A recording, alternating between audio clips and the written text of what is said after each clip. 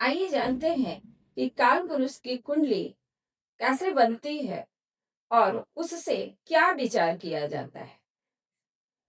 मेष लग्न की कुंडली को हम काल पुरुष की कुंडली कहते हैं। इसे मूल कुंडली, बेसिक कुंडली या आदर्श कुंडली के नाम से भी जाना जाता है।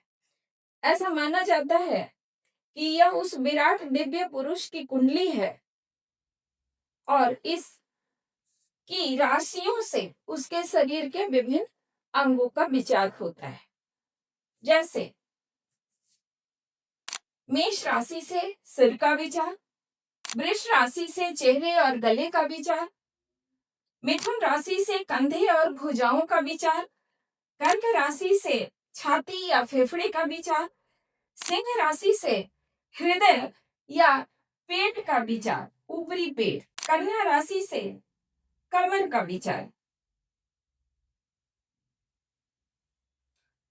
तुला राशि से बस्ती का विचार। बस्ती यानी पेड़ू यानी नाभि और जननांग के बीच का जो स्थान होता है उसे हम बस्ती कहते हैं। तो तुला राशि से बस्ती का विचार, वृश्चिक राशि से जननांग यानी रिप्रोडक्टिव पार्ट का विचार, धनु राशि से जांघों का विचार, मकर राशि से घुटने का विचार, कुंभ राशि से पिंडलियां जो घुटने से नीचे का और इस पंजे के ऊपर का जो हिस्सा होता है, इसके पीछे जो मांसल स्थान होता है उसे पिंडलियां कहते हैं। तो पिंडलियों का विचार।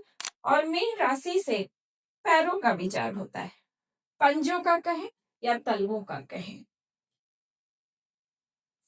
अगर ये काल पुरुष के अंग हैं तो कोई भी व्यक्ति उसी काल पुरुष का अंश है। तो चाहे वह किसी भी लग्न की कुंडली हो, उसके अंगों का विचार इसी प्रकार होगा जैसे मेष लग्न की कुंडली में हुआ है।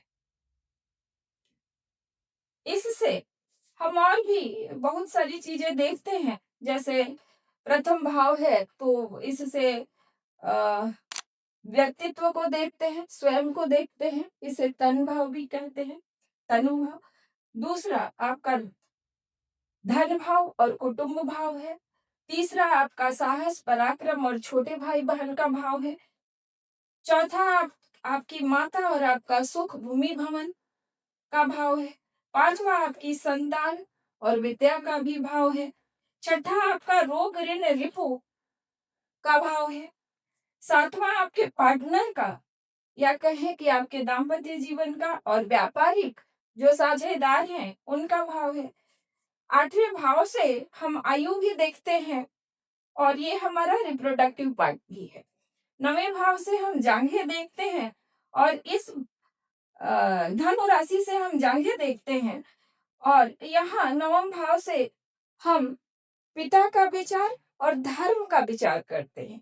दसम भाव से मकर राशि से घुटने का विचार तो होता ही है, लेकिन दसम भाव से यहाँ हम अपने कर्म का विचार करते हैं और उस कर्म के पश्चात प्राप्त मान सम्मान का विचार करते हैं। एकादश भाव से हम जीवन में किसी प्रकार का भी जो लाभ हो उसका विचार करते हैं।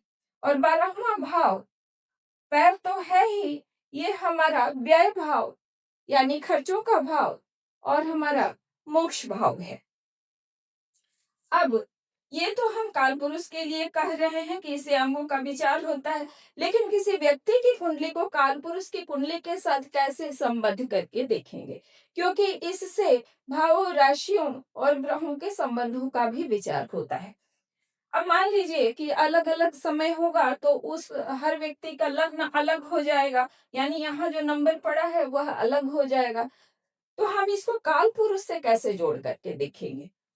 अगर मान लीजिए कि कोई सिंह लग्न की कुंडली है, यानी यहाँ 5 नंबर लिखा हुआ है, तो हम ऐसा समझेंगे कि इससे उस व्यक्ति के बारे में, उसके व्यक्तित्व के बारे में तो हम विचार करेंगे ही, लेकिन इसका संबंध इस मेष लग्न की कुंडली के इस 5वें भाव से भी होगा, क्योंकि यहाँ 5 नंबर लिखा हुआ है। यानी कहीं ना कहीं ये दोनों आपस में जुड़ेंगे। तो इस प्रकार हम काल पुरुष की कुंडली से जातक की कुंडली को जोड़ करके देखते हैं। वास्तव में कोई भी कुंडली जब हम देखते हैं तो उसके परोक्ष में हमारी काल पुरुष की कुंडली हमेशा स्थायी रूप से विद्यमान रहती है। हम उसको फलित में नजरअंदाज नहीं कर सकते हैं। तो आज बस इतना ही। मिलते हैं फिर कोई नए नए विषय के साथ। धन्यवाद।